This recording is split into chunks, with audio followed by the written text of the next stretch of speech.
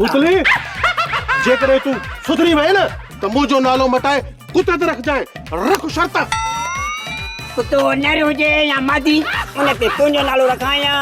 अरे ही गोठ आहे जा मोची मार्केट न आहे थींदो मच्छी मार्केट थींदो आहे मच्छी मार्केट।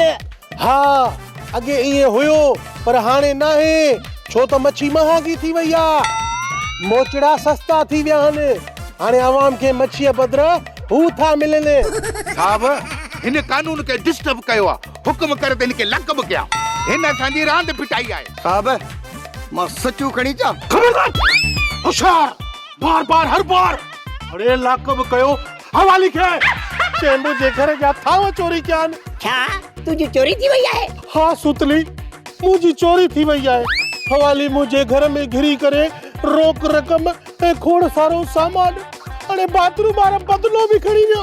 साहब लख लख मुबारकू सालन खां पोइ मश्करनि जे गोठ में को ॾोह थियो आहे। उमर आलूअ जी रिपोर्ट लिखी पोइ एफआईआर कढे आलूअ खे लाकब करे छॾे। साहब ॿ टे सचियूं बि ठोके छॾियास। ॿ टे छो चाचे जे पुट थी जा असली ठाहे छॾेसि 20 सचियूं हणी छॾेसि। छो बा सुतली छो मुखे छो लाकब कंदो मूं कहिड़ो ॾोह कयो आहे? हा इहा ॻाल्हि सोचण जहिड़ी आहे ॾोह बि तुंहिंजो थियो आहे ऐं मुजरा बि तोखे हणो इहो मुनासिब नाहे। ठीकु आहे तूं 50,000 ॾे पोइ तूं आज़ाद आहीं। 50,000 मां तव्हांखे छो ॾियां? सुमर लाकब करी इसा सचू खड़िया ओ तरस साहब ॾाढा तकड़ा आयो प्राइमरी स्कूल जो घंटो वॻो उन महिल ॼायो हुई छा? ओ सुतली साहब कुछ तरियाई त करे एॾो ज़ुल्म त न कर बाबा। 40,000 ॾे बस। साहब मूं गरीब वटि 40,000 किथां आया रख शर्त। चङो 30,000 खणिया भला यार। साहब कसम आ मूंखे अच्छी मसीत जो तव्हां टिनी जे नूर जो मूं वटि 30,000 न आहिनि। बाबा बस आखिरी ॻाल्हि 5,000 ॾे।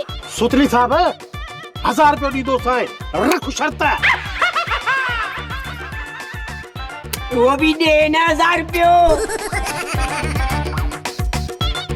सुमर इनके इज्जत ऐं एहतराम सां वठी हिन जी रिपोर्ट लिखो। हाज़ुर साईं अचो हलो अरे जेकॾहिं तव्हां मुंहिंजे नंगनि में ॿीहर अखियूं विधियूं न त मां तव्हां ते इहो केस दाख़िल कंदुसि। हलिया वञो हितां न त हिन महिल सूबेदार सूतलीअ खे फोन करे हिते घुराए थो वठां। वञूं था असां बाक़ी यादि रखी छॾिजो इहो भला तो तुसां ज़रूर कंदासीं। अचो मूंसां हंडुड़े बंदूक तुंहिंजो धक्का